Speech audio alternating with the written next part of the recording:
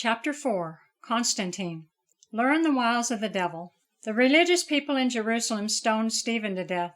They killed James with the sword. It's reported in history that Nero took off the Apostle Paul's head, but the church grew. The temple in Jerusalem was torn down around 70 A.D., and the people were scattered. Then Satan anointed Constantine. He was a real, genuine, false Christian. Constantine the Great, one of the most unscrupulous yet influential individuals to have ever lived. He murdered his oldest son, traded his sister to a pagan rival, and choked his wife to death while she was bathing. He thought he was the 13th apostle. Constantine dug up the graves of the apostles and placed temples on their grave sites. He worshipped the dead. He came in a spirit of Antichrist. Christ came to fulfill the law. Temples made with hands, holy days, tithes, priests, scriptures, and more. Now we are the temple of the living God. We keep every day holy in the Holy Spirit. The only people that need to keep one day holy are the wicked that can't keep every day holy. We are all kings and priests to God. We are all welcome in the holy place. No man is above another, and the laws of God are written in our hearts and in our minds. But Constantine set back all that Jesus came to fulfill. He did all the opposite of Christ. Constantine set back up temples made with hands, law books, the scriptures, holy days. Billions worship on Sunday and don't know why. It is because Constantine worshipped the sun god.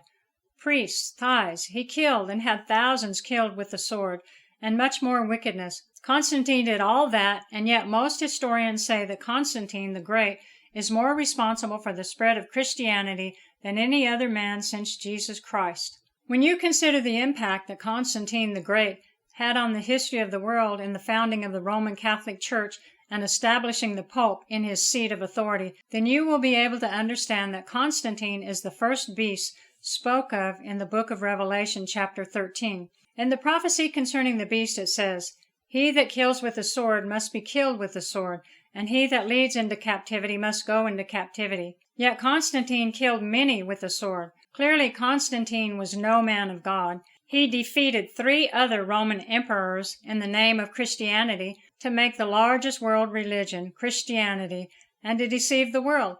Constantine never lost. Who was like unto the beast? Who was able to make war with him? Around 330 A.D., while preparing to go into battle, Constantine saw a vision of a cross, and a voice told him to fight under this symbol. He won the battle, and after that he accepted Christianity as a religion, along with Roman paganism, to bring peace between the 2 religions in his empire. Constantine had the first Bibles compiled, 50 copies on fine vellum. The bishops he controlled that used these Bibles were the beginning of the Catholic Church.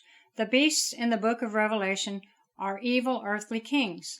This beast, Constantine, legalized Christianity. He did what Satan did in the garden through subtlety.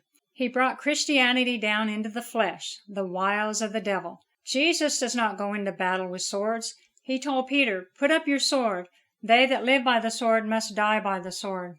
Constantine was the leader of the known world at that time, and his bishops set the standards for religious behavior for the next few hundred years. Constantine is the man most responsible for the way the world is today. The first beast had 7 heads and 10 horns, and upon his horns 10 crowns, and upon his heads the name of blasphemy. The dragon gave him his power, his seat and great authority. The heads, the horns, and the crowns are nations and kingdoms. Constantine ruled and influenced more of the world than any man in history. He is the reason the Western world is what it is today. He is the reason Christianity is legal and the cause of billions of so-called Christians. If you did his will and were obedient to the Pope, you were considered orthodox. If you were of another religious belief or a Gnostic, they would label you a heretic and then boil you in oil or some other terrible punishment. Orthodox Greek, orthos means straight, and doxa means opinion, conforming to the usual beliefs or established doctrines, approved or conventional. Heretic, Greek heresis, selecting a religious belief opposed to the official or established views.